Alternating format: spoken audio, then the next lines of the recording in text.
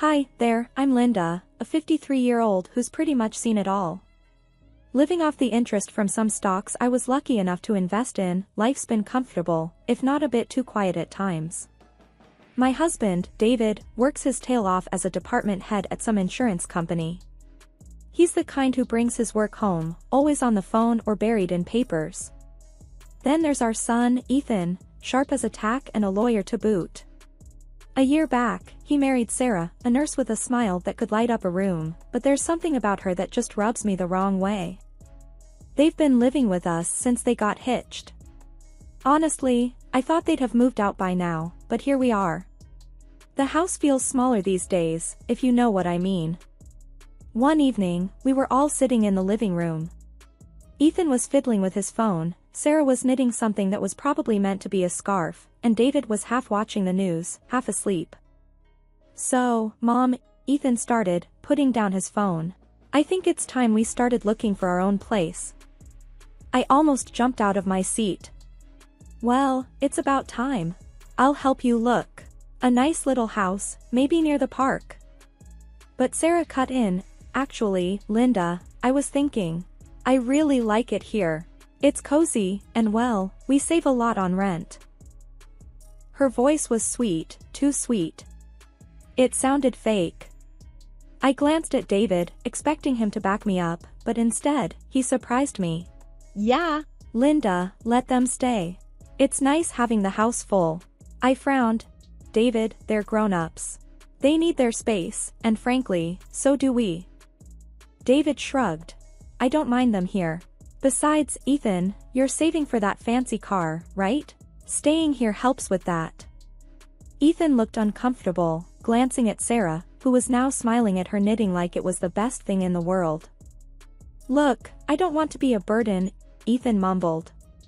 "Bah, you're no burden." David waved his hand. "Right, Linda?" I sighed, feeling outnumbered. "Fine. Stay if you must. But don't blame me if you start feeling cramped." Sarah looked up, her eyes too bright. "Oh, Linda, you're the best mother-in-law ever." Her words felt like syrup, thick and too sugary. I forced a smile, but inside, I couldn't shake the feeling that something wasn't right. David, always so keen on having our own space, suddenly doing a 180? And Sarah, always polite, but something about her eagerness seemed off. Lately, I've been feeling run down, like all my energy's just drained away. Getting out of bed feels like a chore, and I'm tired all the time. It's not like me at all.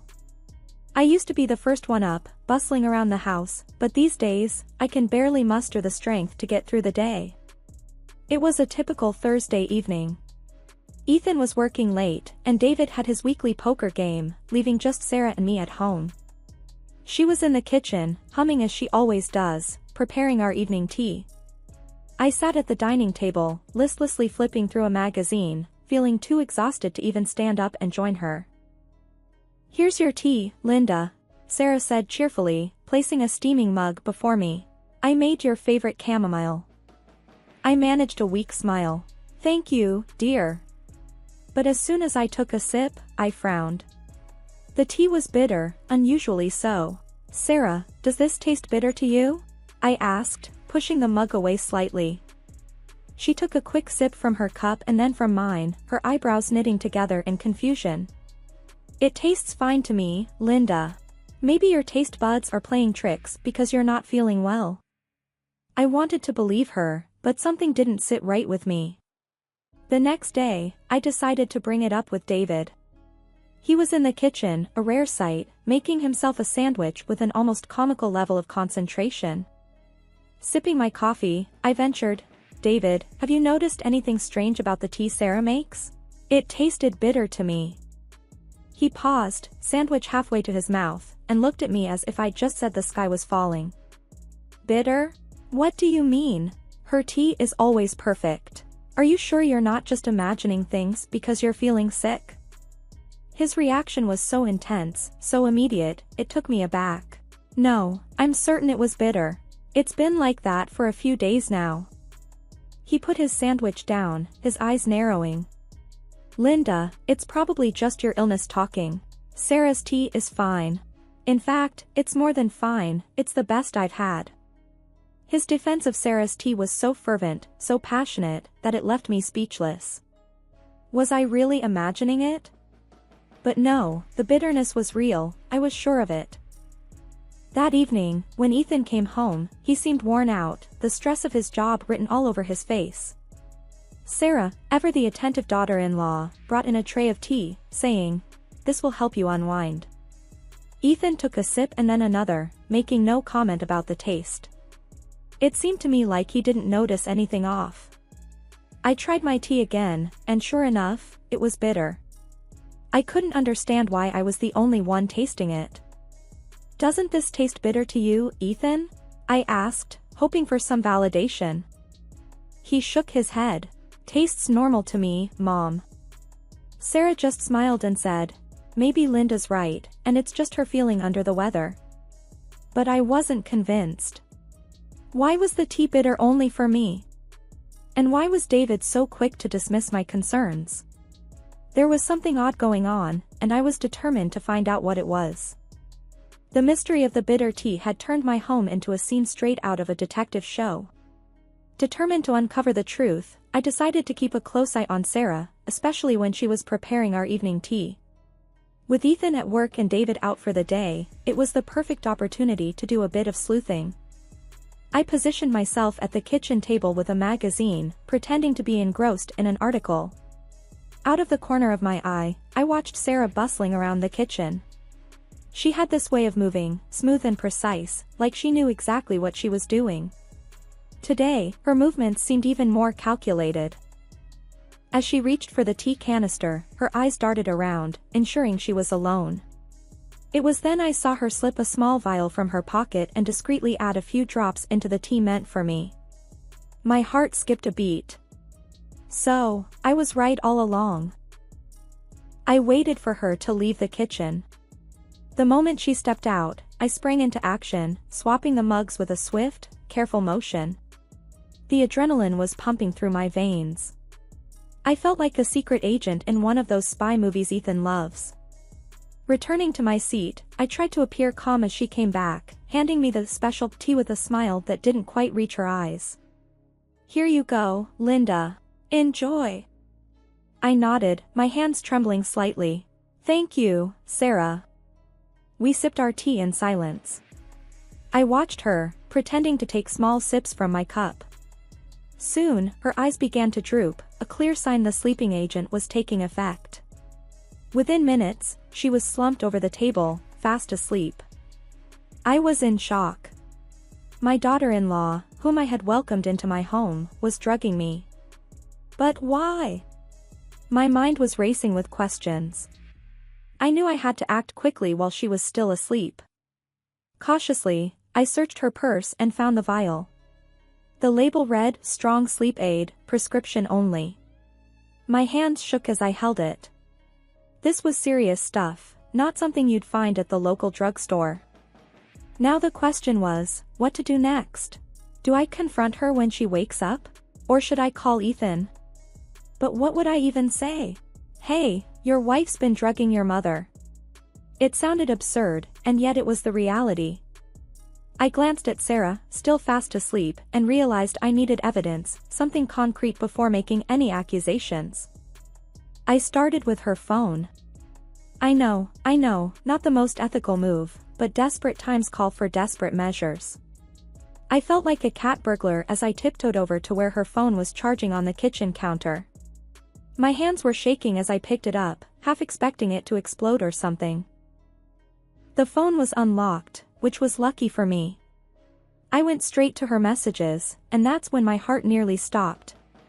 There, clear as day, was a string of messages between Sarah and my husband, David. My David. And let me tell you, they weren't chatting about the weather or what to have for dinner. I felt like I'd been punched in the gut as I read those messages. They were planning something terrible. The words blurred before my eyes, but the gist of it was clear: they were having an affair. And not just that, they were plotting against me. David had insured my life and, together with Sarah, planned to stage a car accident to cash in on the policy. My own husband and daughter-in-law, scheming right under my nose. I must have been standing there for ages, just staring at the phone in disbelief. The sound of a car pulling into the driveway snapped me out of it. It was Ethan, coming home from work. I shoved the phone back on the counter, my mind racing. What was I going to do? Confront them right then and there?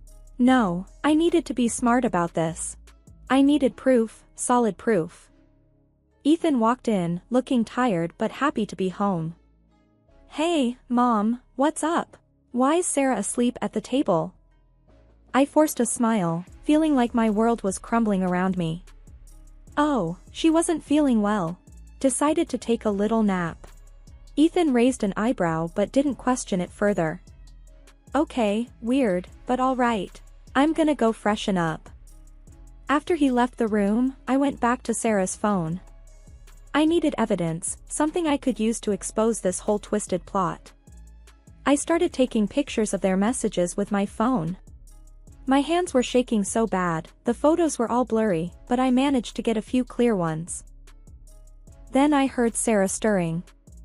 I quickly put her phone back and pretended to be busy in the kitchen. My heart was pounding so loud, I was sure she could hear it. Sarah groggily sat up, rubbing her eyes. What happened? Why am I asleep? I turned to face her, my voice steady despite the storm inside me. You must have been really tired, dear. You fell asleep right at the table. She looked confused but didn't question it further. Oh, okay. That's strange. I nodded, keeping my face as neutral as possible. Yeah, strange. As I watched her stumble out of the room, a million thoughts raced through my head. How was I going to confront David and Sarah about this? What was I going to tell Ethan? My family, my whole life, felt like a lie. Armed with the screenshots from Sarah's phone, my mind was set. I had to confront David. This wasn't just about a fling or a misguided crush, they were plotting against me. My hands were shaking, but this time with anger, not fear. David walked in later that evening, looking as calm as ever. Seeing him act so normal boiled my blood. I was in the kitchen, pretending to be busy with dinner, but my mind was on one thing only, confrontation. Hey, Linda, David greeted casually as he hung his coat. Something smells good. What's for dinner? I took a deep breath, my heart pounding. We need to talk, David. Now. He looked surprised but nodded, following me into the living room. What's going on, Linda? You look upset. I threw the screenshots down on the table in front of him. Upset? That's an understatement. Care to explain these? David's face went from confused to pale as he picked up my phone and scrolled through the messages. Linda, I can explain. Explain? Explain how you and Sarah are planning to betray me? How you're having an affair right under my nose? My voice was shaking with rage. He tried to reach for my hand, but I pulled away. Linda, it's not what it seems. Please, let me explain. I snorted in disbelief. Not what it seems. It's pretty clear to me. You're cheating on me with my son's wife. And there's more, isn't there? What are you planning, David? What are these messages about drugging me? David's eyes darted around, looking for an escape. It's complicated, Linda. You wouldn't understand. Try me, I said, my voice icy. I think I deserve at least that much. He ran a hand through his hair, sighing. It started as a fling. We didn't mean for it to go this far. But then, things got out of hand. Out of hand? You call drugging your wife and plotting behind her back just out of hand? I couldn't believe what I was hearing. David looked down, unable to meet my eyes. I'm sorry, Linda. I never meant to hurt you. Sorry doesn't cut it, David. This is unforgivable. I felt a mix of anger, betrayal, and heartbreak. I trusted you, and you were planning to. What? Get rid of me. He didn't answer, just sat there, looking guilty as sin. Where's Ethan? Does he know about this? The thought of our son being involved in this mess was too much. David shook his head quickly. No, Ethan doesn't know anything. This was just between me and Sarah. Just between you and Sarah, I repeated, the words tasting bitter. I need to think. I can't be around you right now. I grabbed my coat and keys, heading for the door. David tried to stop me, but I brushed past him. Don't. I can't even look at you right now.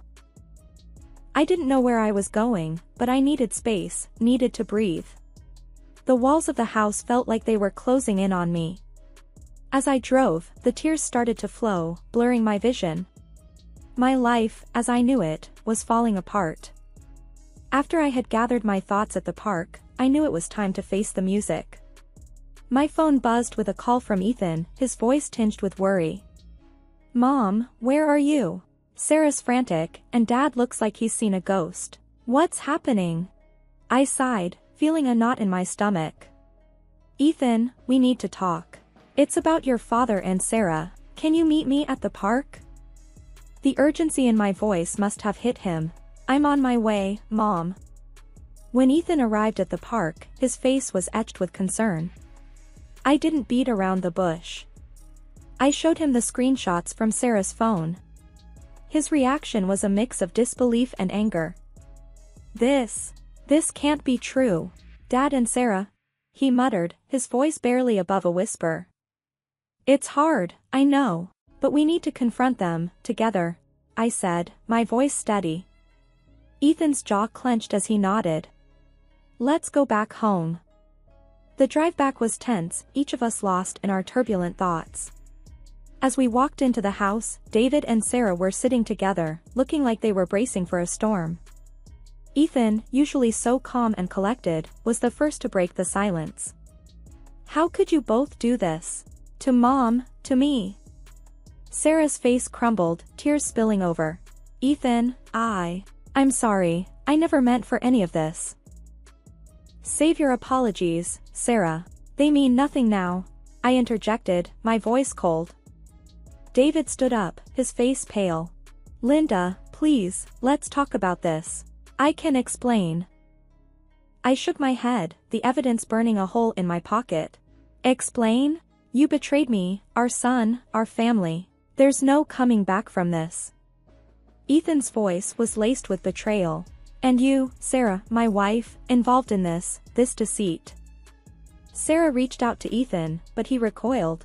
Don't touch me. I can't even stand to look at you. It was then that we heard the front door open. We all turned to see two police officers entering the house. David's and Sarah's faces went from fearful to outright terrified. They knew their secret was out, and the consequences were here to face them. The officers approached them, their expressions stern. David and Sarah, you need to come with us. There are serious allegations against you both. David's voice was barely a whisper. Allegations? What allegations? I stepped forward, holding up my phone. These allegations. Betrayal, plotting, deceit. As the officers handcuffed them, the look of terror on David's and Sarah's faces was something I'll never forget. It was the look of people who realized their world had just crumbled. The house felt eerily quiet after David and Sarah were taken away by the police. Ethan and I sat in the living room, the weight of the day's events pressing down on us. Ethan broke the silence first. Mom, how are you holding up? I mean, after everything. I sighed deeply, the events of the day replaying in my mind. I'm not sure, Ethan. Betrayed, angry, confused, a bit of everything, I guess. How about you? He leaned back, rubbing his temples. It's like a bad dream, Mom. I can't believe Sarah and Dad. It's just too much to take in. I reached over, giving his hand a reassuring squeeze. We'll get through this, Ethan. It's going to be tough, but we're strong. We can handle it. He nodded, a determined look crossing his face. Yeah, we've got each other, at least. That counts for something. I smiled, feeling a surge of maternal pride. It counts for a lot, Ethan. We're a team, you and I. We spent the next few hours talking, really talking, about everything we'd been through. It was a conversation long overdue, one filled with honesty and raw emotions. We shared our feelings of betrayal, our fears about the future, and our hopes for what was to come.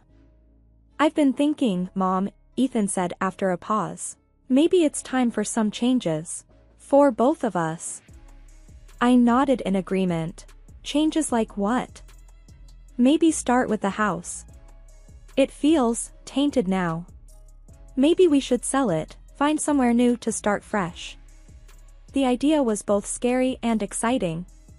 "That's a big step, but you might be right.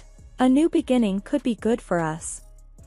"And what about you, Mom? What will you do now?" Ethan asked, concern in his eyes. I took a deep breath, feeling a sense of determination rising within me. "I think I'll start by rediscovering who I am, apart from your father. Maybe pick up some old hobbies, find new interests. I've always wanted to try volunteering, maybe at the community center." Ethan smiled, a genuine smile that reached his eyes. "That sounds great, Mom. And I'll be here for you, whatever you need." I felt a warm glow at his words. "And I'm here for you too, Ethan, always." We sat there for a while longer, talking about the future, about the possibilities that lay ahead. It was the first time in a long time that I felt a sense of hope, a belief that things could get better. As the day turned into evening, Ethan stood up. "I should probably head out, give you some space." I stood up too, hugging him tightly. "Thank you, Ethan, for everything. I don't know what I'd do without you." He hugged me back, just as tightly. "You'll never have to find out, Mom. I'll always be here." After he left, I sat back down, feeling a sense of peace I hadn't felt in a long time. The road ahead was uncertain, but I knew I wasn't alone. I had Ethan, and I had a newfound strength within me. After the whirlwind of the trial and the divorce, I found myself starting anew. The divorce was hard, but David had to pay a significant amount for the physical and moral harm he had caused. Both he and Sarah were facing real jail time. I had moved into a small, charming apartment in a quiet part of town, a place where I could start over.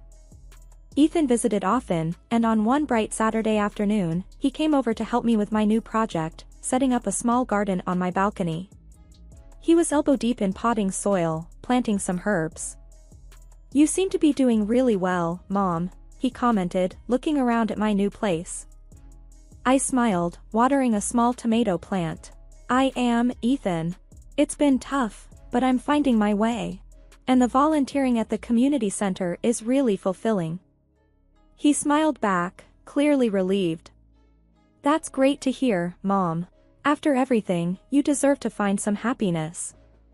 We worked together in comfortable silence for a while, enjoying the simplicity of the task. Then Ethan said, "I'm thinking about trying to date again. It's time to move on, you know?" I nodded, pleased for him. "Just take it slow, Ethan. And remember, honesty is key in any relationship." As we finished with the garden, Ethan stood and stretched. "I'm really proud of you, Mom. You've come through so much." I stood up too, feeling a sense of accomplishment. "Thanks, Ethan. You've been my rock through all of this." He hugged me tightly. "Always, Mom. You're not just my mom, you're one of the strongest people I know." Looking out over the balcony at the city below, I felt a wave of contentment wash over me. The past months had been some of the hardest of my life, but they had also shown me my own strength.